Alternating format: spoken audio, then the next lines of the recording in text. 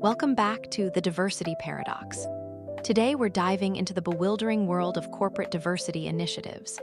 This is a realm where good intentions collide spectacularly with contradictory forces. Picture this scenario: organizations spending billions to cultivate difference while simultaneously implementing standardized programs that treat everyone identically. It's corporate theater at its finest. Complete with diversity training sessions where everyone receives the same script about embracing uniqueness. Here's what we're seeing in the data. US companies spend approximately $8 billion annually on DEI efforts. Yet analysis of data from 829 firms over 3 decades shows these tools actually decrease the proportion of women and minorities in management. This isn't an anomaly. It's the natural result of fundamental contradictions built into how organizations approach diversity. In previous episodes, we explored how our brains process difference and how economic forces create systematic incentives. These forces both demand and undermine diversity simultaneously. Now we turn to perhaps the most visible manifestation of this paradox: the organizational circus. Here, companies recruit for uniqueness while rewarding conformity. We'll uncover the management contradiction where mass-produced diversity programs attempt to cultivate authentic difference. It's like trying to factory manufacture snowflakes. We'll examine the inclusion paradox that requires organizations to simultaneously celebrate and minimize differences. This creates what neuroscientists recognize as competing cognitive demands. By the end, you'll understand why well-intentioned diversity initiatives so frequently produce results that would make Kafka proud. More importantly, you'll see why acknowledging these contradictions might be the first step toward more honest approaches. Let's begin with what might be the most delicious irony in corporate America: the management contradiction. Organizations have discovered that diversity drives innovation and market success. So naturally, they've responded by creating uniform programs to address it. Think about the logic here. Companies recognize that different perspectives create value. Then they design identical training modules to deliver across global offices. Global spending on DEI efforts was estimated at $7.5 billion in 2020. It's projected to more than double to $15.4 billion by 2026. Yet the fundamental approach remains stubbornly standardized. It's like trying to cultivate a garden of unique flowers by planting identical seeds. Identical soil, identical conditions, then expressing bewilderment when everything looks the same. The contradiction deepens when we examine what organizations actually want from diversity. In boardroom discussions, executives enthusiastically cite innovation benefits and market expansion opportunities. But in implementation meetings, the same leaders express concerns about efficiency disruptions. They worry about coordination challenges and the messiness that meaningful difference inevitably brings. This creates what researchers call instrumental diversity: inclusion pursued for business benefits rather than equity principles. This makes it vulnerable to abandonment when business cases weaken or political winds shift. We're witnessing this now as companies quietly scale back DEI initiatives following recent political changes. This reveals how diversity commitments fluctuate with dominant group interests. They don't remain consistent with justice principles. This contradiction manifests in what researchers aptly call diversity theater. These are elaborate performances designed primarily to demonstrate commitment rather than create structural change. Organizations spend the majority of their diversity budgets on highly visible activities: training programs with slick materials, diversity conferences with inspiring speakers, glossy annual reports celebrating incremental progress. Meanwhile, structural elements that actually drive inclusion remain largely untouched: decision-making processes, resource allocation, advancement criteria. The result is programs that generate impressive satisfaction ratings and positive media coverage, while producing minimal measurable change in organizational reality. It's diversity as marketing strategy rather than management transformation. Let's examine the crown jewel of diversity theater: mandatory corporate training programs. Picture this typical scenario. Employees file into conference rooms worldwide, receiving identical training materials, translated into local languages but maintaining uniform content, standardized scenarios, and synchronized messaging. The irony is breathtaking. Organizations address diversity by ensuring everyone receives exactly the same experience. It's like fighting conformity by making everyone conform to anti-conformity protocols. Here's what the data shows. Virtually all Fortune 500 companies offer diversity training to their employees, yet surprisingly few of them have measured its impact. When measurement does occur, the results are sobering. These programs often have negligible or even negative effects on representation and inclusion. The data reveals a fascinating pattern when organizations do track effectiveness. Programs allowing significant contextual adaptation consistently outperform standardized approaches on inclusion metrics. These are programs where local offices can customize content for their specific cultural contexts. Yet the vast majority of organizations continue implementing one-size-fits-all programs despite this evidence. Why? Because standardized programs provide superior legal protection against discrimination claims. They also generate significantly more leadership visibility. The institutional incentives favor appearance over effectiveness. This creates powerful organizational momentum toward approaches that look good rather than work well. This creates what psychologists call moral licensing, the phenomenon where having a policy or program reduces perceived need for behavioral change.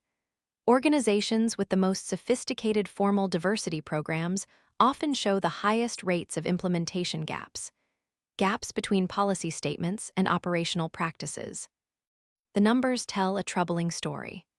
Companies with elaborate written diversity policies are more likely to lose discrimination cases when they reach trial, not because their policies are flawed, but because substantial disconnects between policy and practice create particularly compelling evidence of organizational inconsistency.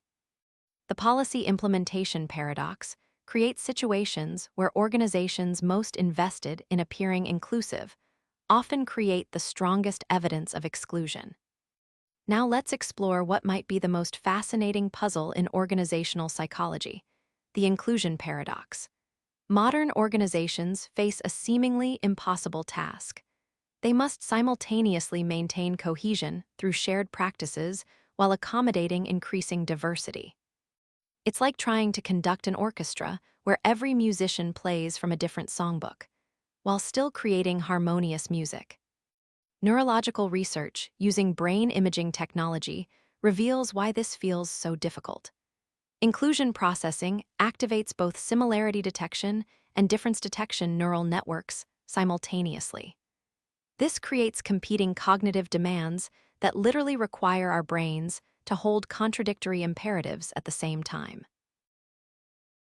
This paradox manifests most clearly in organizational communications and messaging strategies. Content analysis of internal communications reveals that organizations routinely send contradictory messages. Celebrate what makes you unique, paired with remember, we're all fundamentally the same. Or bring your whole self to work, followed by expectations for professional behavior. Behavior that essentially requires people to leave significant parts of themselves at home. This isn't organizational confusion. It reflects genuine operational needs for both similarity and difference. Organizations require similarity for coordination and shared purpose, but they also need difference for innovation and market adaptation. The most successful organizations don't resolve this paradox. They learn to navigate it dynamically. Research in technology firms shows that teams explicitly discussing their differences while reinforcing shared goals significantly outperform those focusing solely on either fitting in or standing out. This requires what researchers call paradoxical thinking capabilities, the cognitive ability to hold contradictory ideas simultaneously without feeling compelled to resolve the tension. Organizations that acknowledge these contradictions and build flexibility into their inclusion strategies show better retention rates and higher innovation metrics, compared to those pursuing rigid consistency. The key insight is counterintuitive. Managing the tension productively requires accepting that it's permanent rather than temporary. Meet Maya, a talented software engineer with an unconventional background who joins a prestigious consulting firm.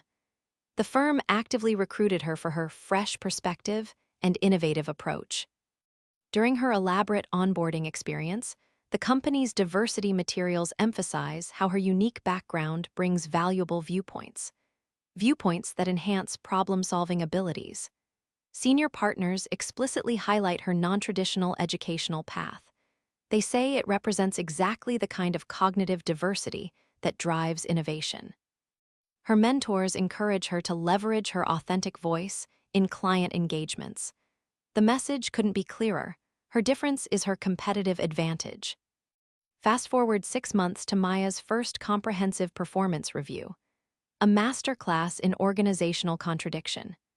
Despite consistently delivering creative solutions that clients praise, her feedback focuses heavily on communication alignment and cultural integration. Her direct communication style is labeled potentially off-putting. Her innovative problem-solving approaches are described as inconsistent with established frameworks.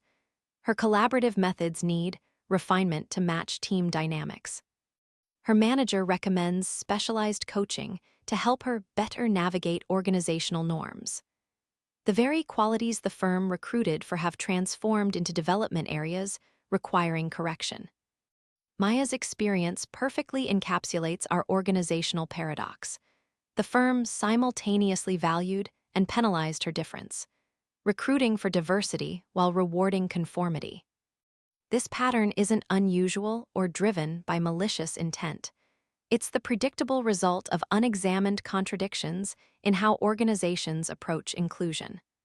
The firm genuinely wanted innovation benefits from cognitive diversity, but they also needed operational consistency and cultural cohesion. Maya's difference was valuable when it served recruitment goals and client innovation, but it became problematic when it challenged established communication patterns and decision-making processes. Her story illustrates how diversity initiatives often contain the seeds of their own contradiction through the fundamental organizational tensions we've been exploring. Let's examine one of the most insidious challenges in diversity management, the metrics trap. Organizations love numbers. They're concrete, they're comparable, and they create the comforting illusion of progress. But when applied to diversity, measurement systems often distort the very phenomena they attempt to track. It's a perfect example of Campbell's law in action. When a metric becomes a target, it ceases to be a good measure because it fundamentally alters the behavior it's measuring. Despite massive investments in diversity analytics, most organizations focus primarily on easily quantifiable representation statistics, rather than the complex, contextual realities of inclusion and belonging. The data reveals a troubling pattern when we examine organizational measurement approaches.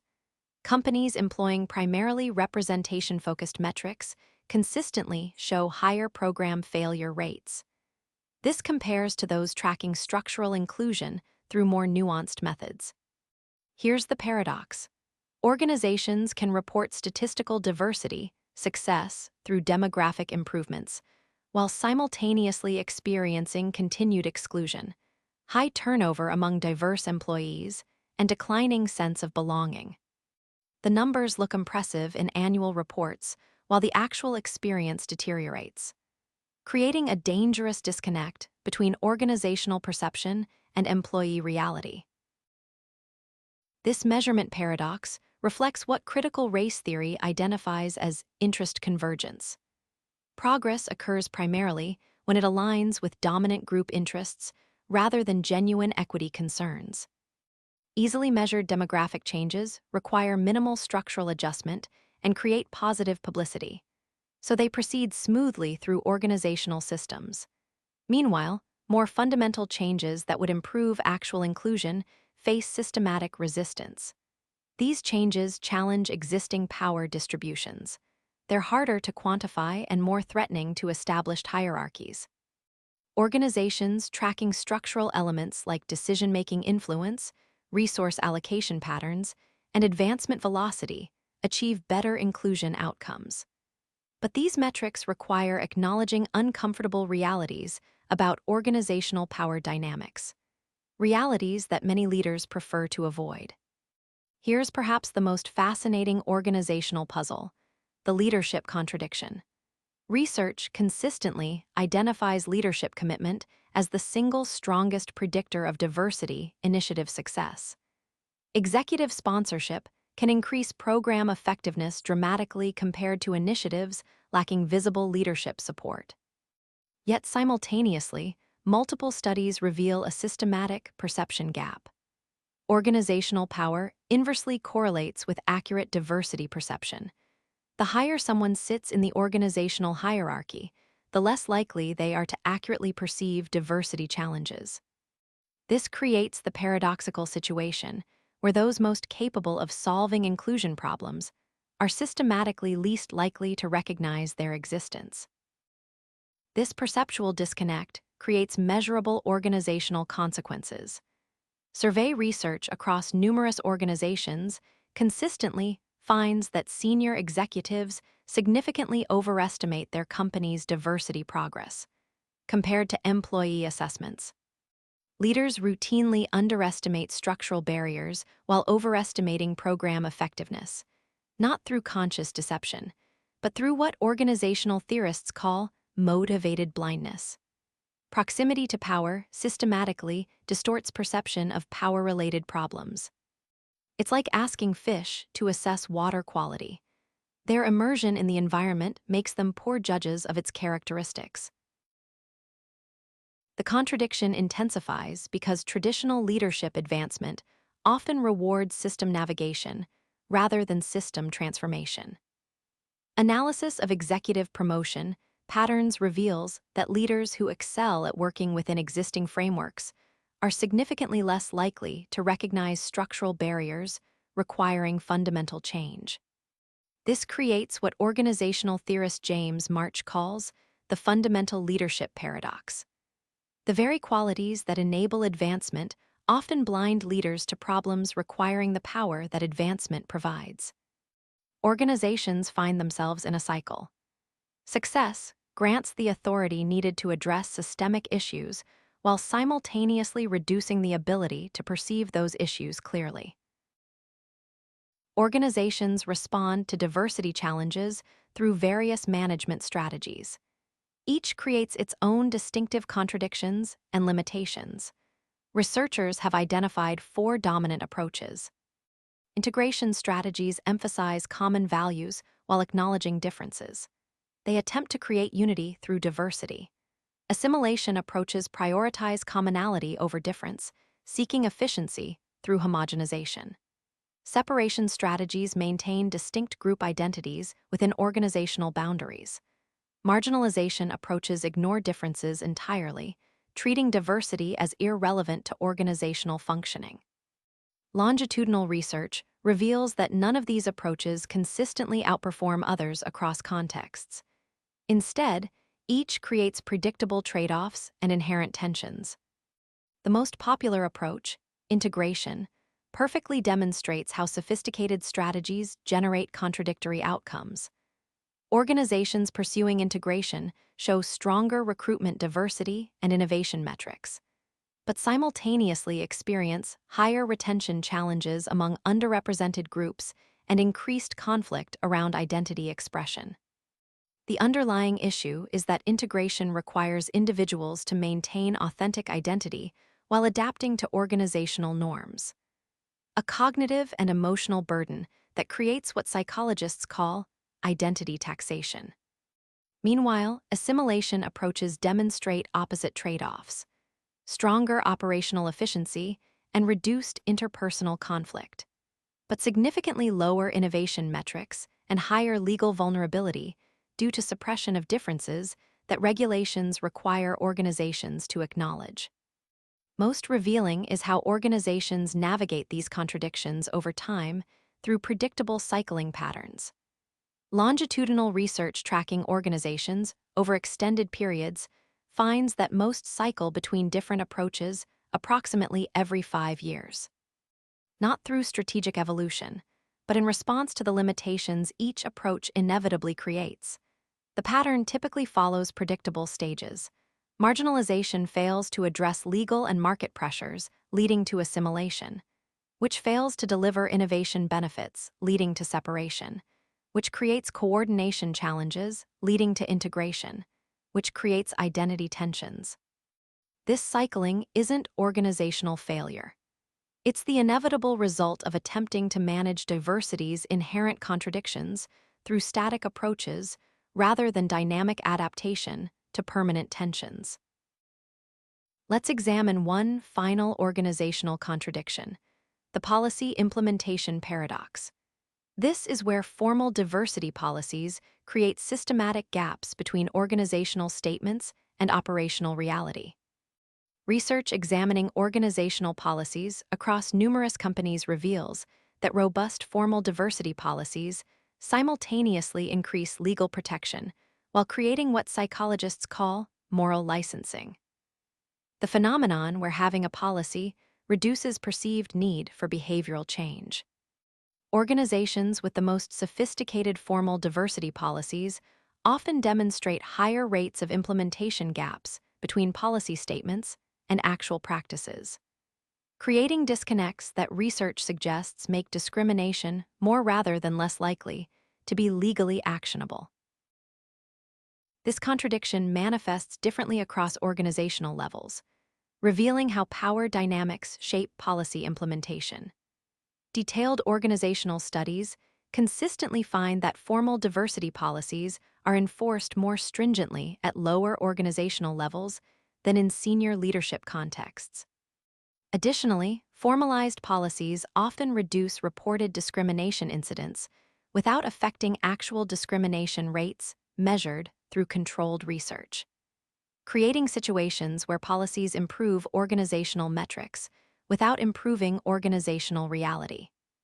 Leaders interpret reduced reporting as evidence of improved conditions rather than recognizing it might reflect suppressed communication, demonstrating how policy implementation can create organizational blind spots rather than organizational awareness.